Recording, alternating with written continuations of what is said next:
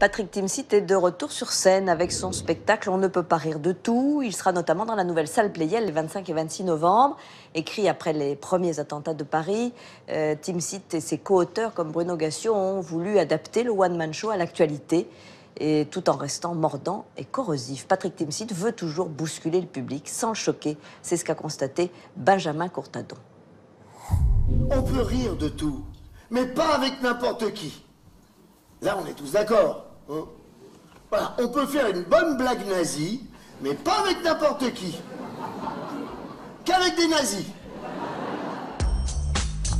Toujours aussi cynique, corrosif et tapageur, Patrick Timsit reprend son spectacle On ne peut pas rire de tout. On ne peut pas rire de tout, un titre qui sonne comme une dissertation de philosophie. Il y a toujours un petit prétexte au titre. C'est cette question qui nous est posée en permanence par les journalistes, bien souvent. Peut-on rire de tout? Ben voilà, donc j'ai répondu on ne peut pas rire de tout. Eh ben on va chercher de quoi on peut rire et ça me permet d'aborder évidemment tous les sujets. Mais quand je dis on peut rire de tout, les sujets, on peut les aborder. C'est ce qu'on en fait qui est important, c'est de se dire, ça ne veut pas dire qu'on n'a pas de limite. Touche à tout, on l'a vu acteur, réalisateur, humoriste, comédien ou encore chanteur. Elle a des mani manana, mani manana. Elle a des mani manana, mani manana. Patrick Timsit est un hyperactif, hyper curieux et c'est bien pour ça qu'on a voulu entrer dans sa tête.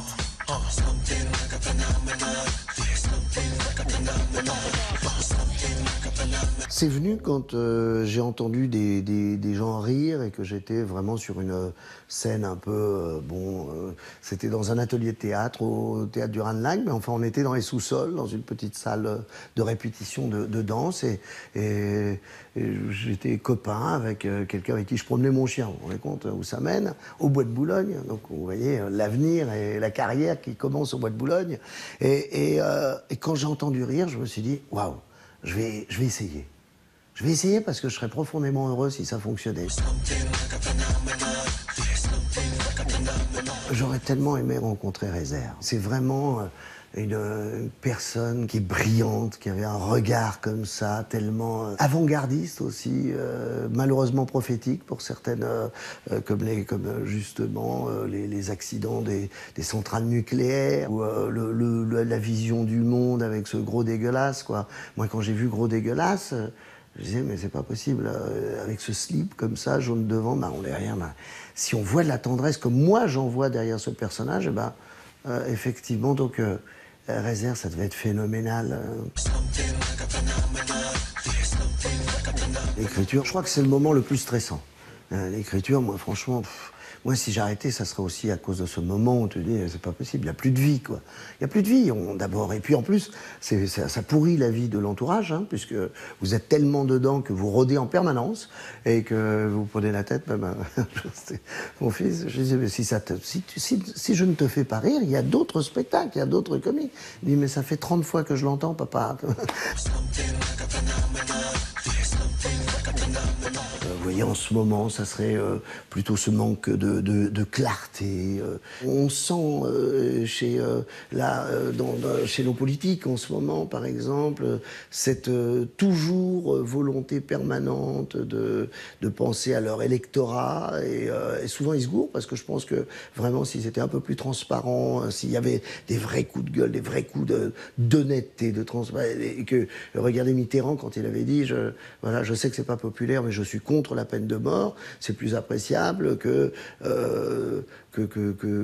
des gens aujourd'hui qui sont incapables de dire ce que nous ont apporté les migrants avant de débarquer.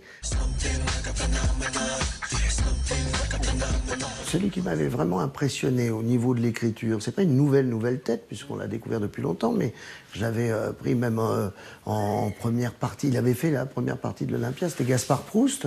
En quoi se résume le bond technologique actuel? La oui. Permettre à des pauvres de jouer au golf. Il est sans concession. Il est très intelligent, c'est très fin, c'est très axé.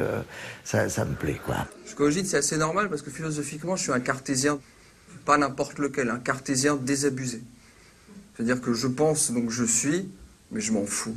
Quand il dit l'Allemagne attaque la Pologne alors qu'elle est voisine de la Suisse, c'est comme si tu allais braquer le kebab au lieu de la banque qui est en bas de chez toi. voyez, c'est vraiment ça. C'est vraiment une question de dire oui, mais quels intérêts en fait il avait, voilà, vraiment toutes ces réflexions, évidemment. C'est un esprit, c'est une finesse. On l'aura compris, dans la tête de Patrick Timsit, il y a un gros dégueulasse favorable à l'accueil des migrants et un bon camarade encourageant la jeune génération.